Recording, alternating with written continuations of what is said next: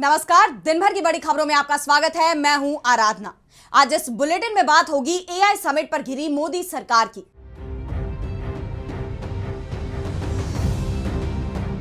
Epstein मामले में कांग्रेस के सवालों की। ये रोबोट प्राइम मिनिस्टर हैं। देखेंगे एनसीईआरटी की किताब में बदलाव पर क्यों नाराज हुआ सुप्रीम कोर्ट। शंकराचार्य को घेरने की कोशिश कैसे बीजेपी सरकार पर पड़ रही है भारी। शंकराचार्य का जानेंगे पीएम मोदी के इजरायल दौरे पर देश में क्यों उठ रहे हैं सवाल। और बुलेटिन के आखिर में देखेंगे जाने माने कार्टूनिस्ट इरफान की किस खबर पर पड़ी तिरछी नजर। लेकिन दिन भर की तमाम बड़ी खबरों से पहले एक नजर आज की सुर्खियों पर। बड़े नेता या अफसर समुदाय विशेष को टारगेट नहीं कर सकते, सुप्रीम कोर्ट हुआ सख्त। कहा धर्म या जाति के आधार पर बदनाम करने का अधिकार नहीं। पश्चिम बंगाल में एसआईआर के लिए मान्य दस्तावेजों को लेकर सुप्रीम कोर्ट ने किया साफ। पहचान सत्यापन में एडमिट कार्ड अकेले मान्य नहीं, साथ में 8वीं और 10वीं की मार्कशीट होनी भी जरूरी। जिसने भी छापेमारी करवाई उसने गलत किया। बसपा के एमएलए उमाशंकर के घर पर आईटी की रेड से खफा योगी सरकार में मंत्री दिनेश सिंह। कहा प्रभु ऐसे लोगों और संस्थाओं को दे सद्बुद्धि। आरबीआई का बैंकों को आदेश, जुलाई 2026 तक बैंक ऐप्स में इस्तेमाल होने वाले डार्क पैटर्न को हटाएं। ग्राहकों को हिडन शुल्क से मिलेगी राहत। और हरे निशान पर बंद हुआ शेयर बाजार। 50 अंकों की तेजी के साथ 82,276 पर बंद हुआ सेंसेक्स, जबकि 57 अंकों के उछाल के साथ 25,482 पर बंद हुआ निफ्टी। ये तो थी सुर्खियां। अब बात आज की सबसे बड़ी खबर की। एआई समिट में युवाओं के प्रदर्शन पर कार्रवाई कर मोदी सरकार बुरी तरह फंसती दिखाई दे रही है। कांग्रेस ने इस मामले में सरकार को घेर लिया तो कोर्ट भी सवाल खड़े कर रहा है। इस बीच केंद्र के इशारे पर काम कर रही दिल्ली पुलिस एक के बाद एक गिरफ्तारी करती जा रही है। अब तक 11 गिरफ्तारियां हो चुकी हैं, लेकिन अब खुद दिल्ली पुलिस ही मुसीबत में दिख रही है। देखिए ये रिपोर्ट। एआई समिट को लेकर मोदी सरकार बुरी तरह से फंसती जा रही है। युवाओं के प्रदर्शन से बौखलाई सरकार के आदेश पर दिल्ली पुलिस ने 8 लोगों को गिरफ्तार किया है, जिसमें यूथ कांग्रेस के अध्यक्ष उदय भानु चिब भी शामिल हैं। इन्हें कोर्ट में पेश कर पुलिस ने रिमांड पर भी ले लिया है, लेकिन अभी तक किसी भी आरोपी को एफआईआर की कॉपी नहीं दी गई है, जिसे लेकर कोर्ट ने दिल्ली पुलिस को जमकर फटकार लगाई और कहा कि यह मामला सिर्फ प्रतीकात्मक विरोध का है, इसीलिए पुलिस एफआईआर की कॉपी देने से इनकार नहीं कर सकती है। यानी कोर्ट ने यह मान लिया है कि यह देश विरोधी प्रदर्शन नहीं था, जो कि मोदी सरकार और बीजेपी साबित करने की कोशिश कर रही है, बल्कि यह सिर्फ प्रतीकात्मक विरोध था। इस मामले में दिल्ली पुलिस और हिमाचल प्रदेश की पुलिस के बीच भी टकराव दिखाई दिया।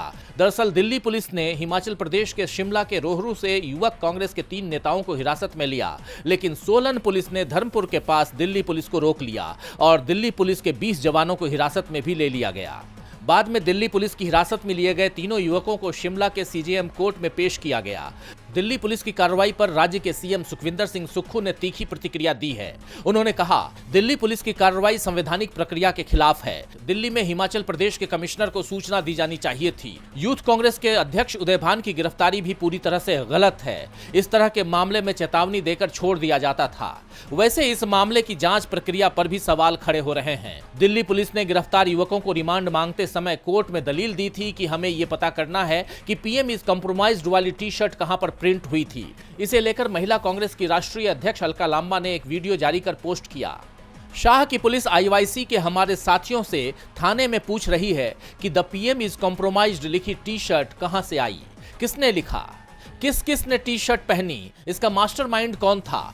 सब सवालों का जवाब इस वीडियो में सबूत सहित पेश कर रही हूं। अब क्या करोगे, किस किस को ये टी शर्ट पहनने से रोकोगे।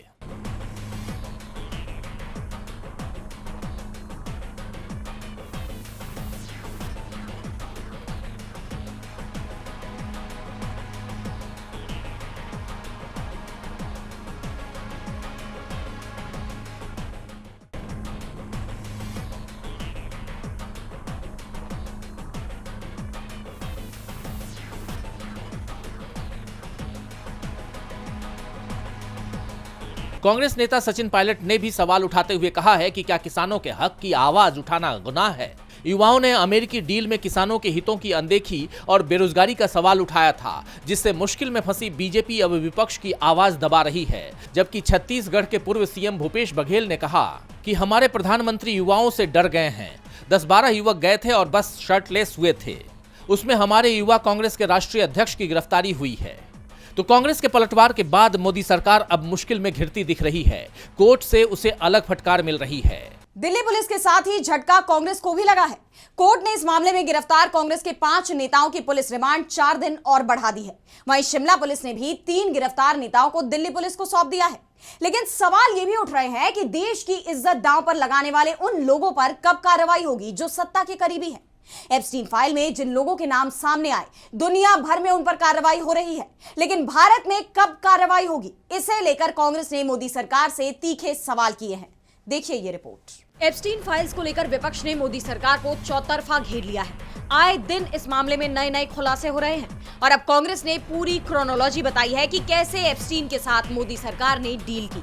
पार्टी प्रवक्ता पवन खेड़ा ने बताया कि 4 जनवरी 2017 हरदीप सिंह पुरी ने एप्स्टीन को मेल किया कि मुझे मिलना है और आखिर में 6 जनवरी को मीटिंग तय होती है। 23 फरवरी 2017 जेफरी एप्स्टीन अपने मेल में अनिल अंबानी का परिचय इजराइल के भूतपूर्व प्रधानमंत्री एहुद बराक से करवाता है। 2 मार्च 2017 अनिल अंबानी जेफरी एप्स्टीन को मेल भेजकर व्हाइट हाउस के साथ भारत के रक्षा मामलों पर सलाह मांगते हैं। खेड़ा ने बताया कि अनिल अंबानी ने एप्स्टीन से व्हाइट हाउस के साथ भारत के रक्षा मामलों पर सलाह के बदले भारत का पूरा बाजार देने की डील की थी। अब सवाल यह है कि आखिर किसके इशारे पर एप्स्टीन किसी और की मदद लेकर अनिल अंबानी को ढूंढने निकल पड़ा। उन्होंने पीएम मोदी पर भी तंज कसा और कहा कि अमेरिकी राष्ट्रपति ट्रंप, इजरायली पीएम नेतन्याहू और एप्स्टीन भी कहता है कि हमने एक रोबोट बनाया है जिसका नाम नरेंद्र मोदी है और वो भारत का प्रधानमंत्री है।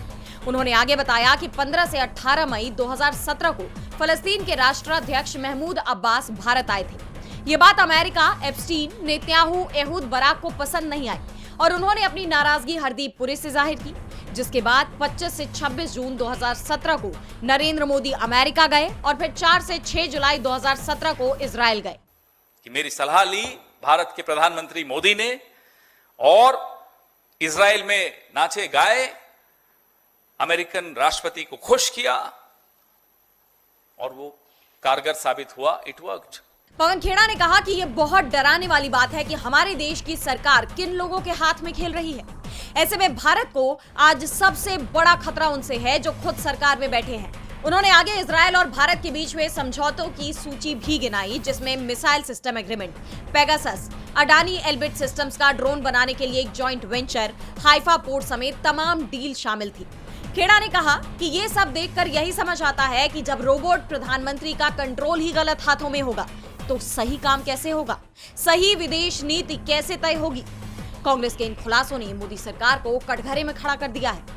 अब देखना यह होगा कि अभी और कौन से खुलासे होने बाकी हैं और इन सवालों के भंवर से मोदी सरकार कैसे बाहर निकलती है। मंत्री से लेकर उद्योगपति तक फंसे तो बहुत लोग हैं, लेकिन कार्रवाई किसी पर नहीं हो रही। ऐसे में सवाल उठ रहे हैं कि क्या सुप्रीम कोर्ट को ही खुद इस मामले में संज्ञान लेना चाहिए, जैसा उसने एनसीईआरटी के मामले में लिया है, जो सुप्रीम कोर्ट की छवि को ही धूमिल करने की कोशिश करती दिख रही थी। सीजेआई के सख्त रुख के बाद मोदी सरकार और एनसीईआरटी दोनों ही घुटनों पर आते दिख रहे हैं। तो क्या है ये पूरा मामला, देखिए इस रिपोर्ट में। एनसीईआरटी की 8वीं क्लास की नई सोशल साइंस की किताब अब विवादों के घेरे में है। इस किताब में न्यायपालिका में भ्रष्टाचार का चैप्टर जोड़ा गया है। सुप्रीम कोर्ट ने इस पर कड़ी आपत्ति जताई है। सीजेआई सूर्यकांत ने इस मामले का स्वतः संज्ञान लेने की बात कही है। उनका कहना है कि ये एक सोचा समझा कदम लगता है। मैं किसी को भी इस संस्था को बदनाम करने की इजाजत नहीं दूंगा।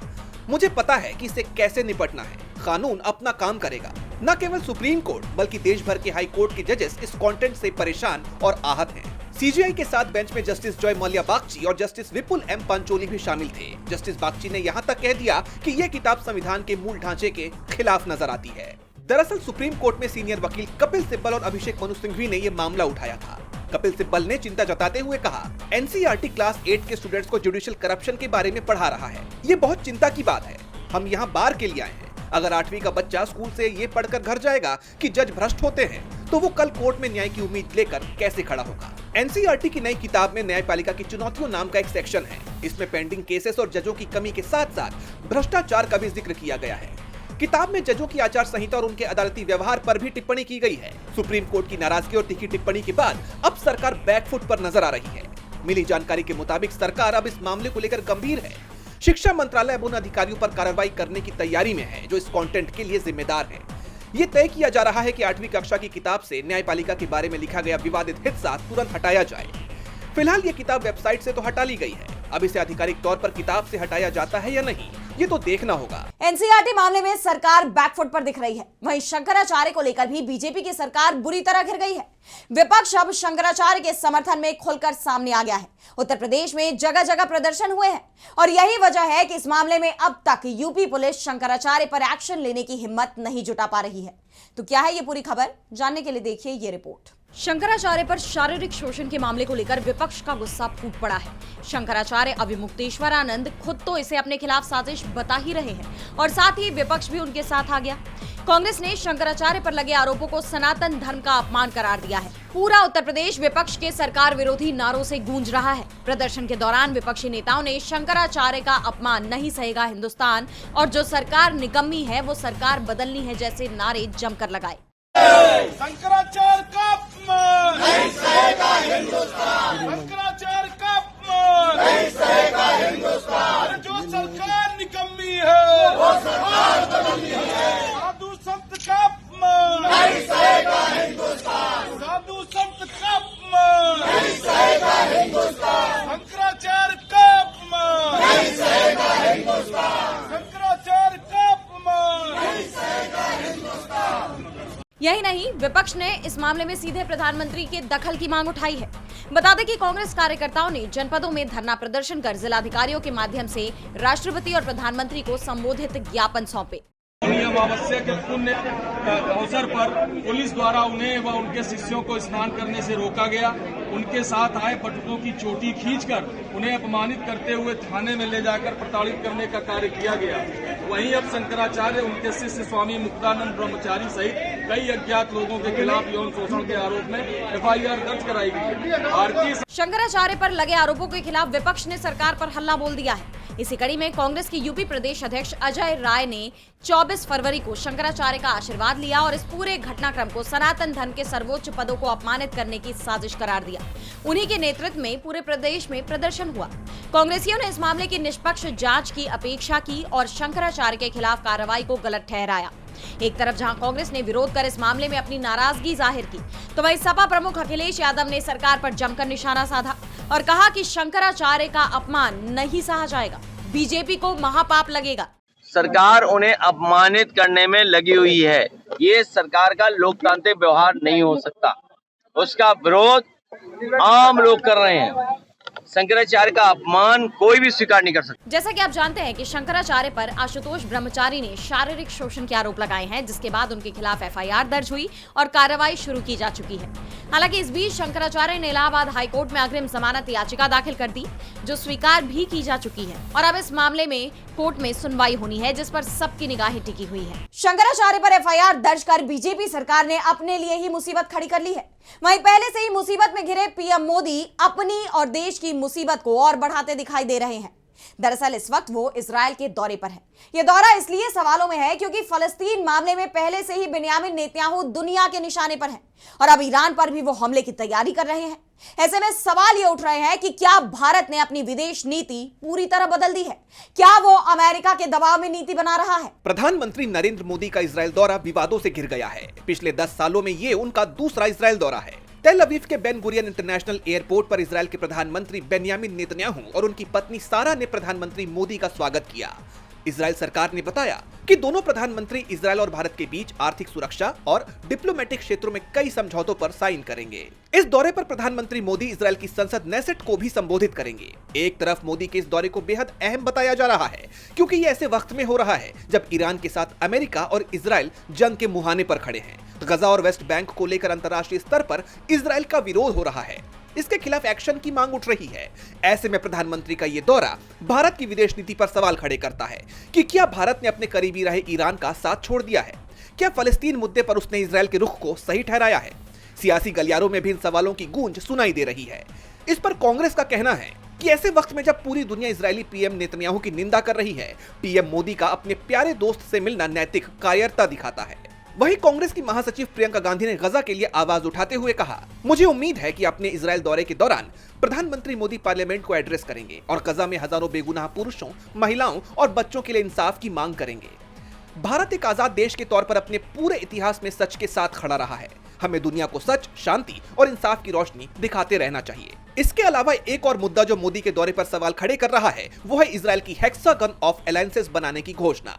पीएम नेतन्याहू ने रेडिकल शिया एक्सिस और इमर्जिंग रेडिकल सुन्नी एक्सिस के खिलाफ यह अलायंस बनाने का ऐलान किया है और साफ कर दिया है कि ये गठबंधन मुस्लिमों के खिलाफ ही काम करेगा और भारत इसका हिस्सा बनेगा, जिसके बाद मोदी सरकार की विदेश नीति गंभीर सवालों से घिर गई है।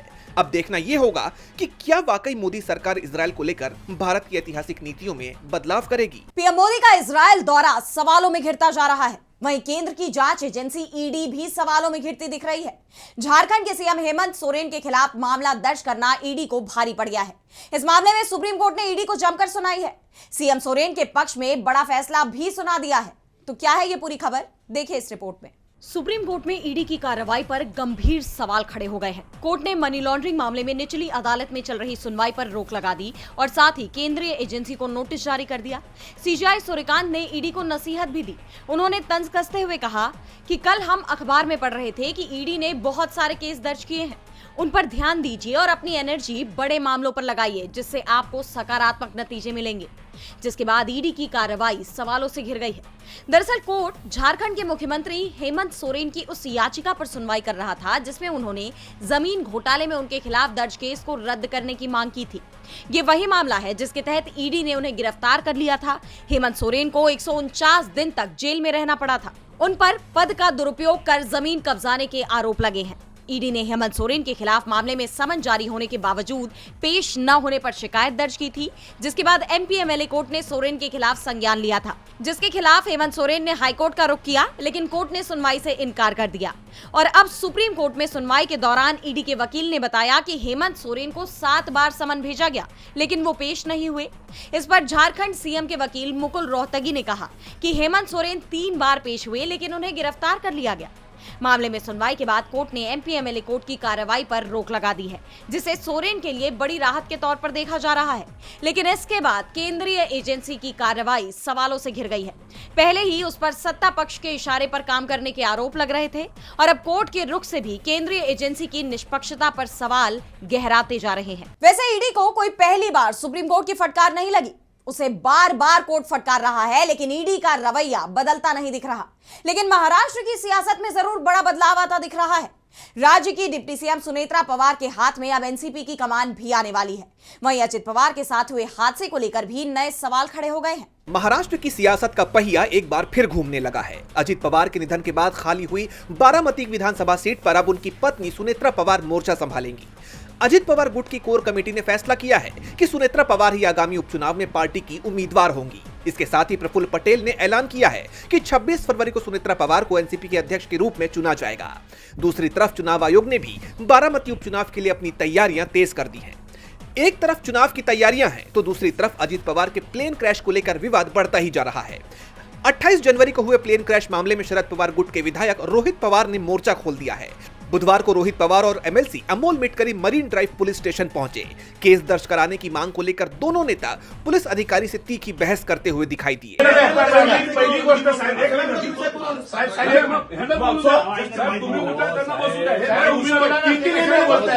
दरअसल इनकी मांगे हैं। रोहित पवार ने निजी चार्टर्ड कंपनी वीएसआर के खिलाफ केस दर्ज करने की मांग की है। हाल ही में डीजीसीए ने वीएसआर के 4 लियरजेट विमानों पर रोक लगाई है, जिससे संदेह गहरा गया है। रोहित पवार ने नागरिक उड्डयन मंत्री राममोहन नायडू को घेरते हुए कहा कि पहले कंपनी को क्लीन चिट क्यों दी गई। विधायकों ने सवाल उठाया कि दुर्घटना के सबूत होने के बावजूद पुलिस कार्रवाई में देरी क्यों कर रही है। अब ये राजनीतिक लड़ाई बारामती के चुनावी मैदान के साथ साथ पुलिस थानों और विधानसभा तक पहुंच गई है। और बुलेटिन के आखिर में देखेंगे जाने माने कार्टूनिस्ट इरफान की किस खबर पर पड़ी तिरछी नजर।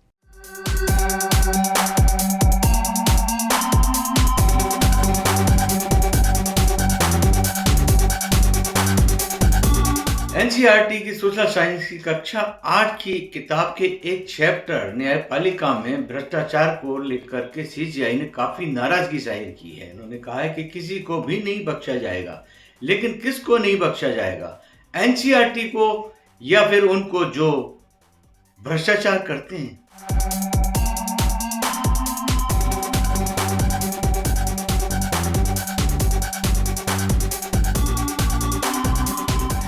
बहुत बहुत शुक्रिया इरफान जी। तो आज इस बुलेटिन में इतना ही। आप देखते रहिए डीबी लाइव। नमस्कार।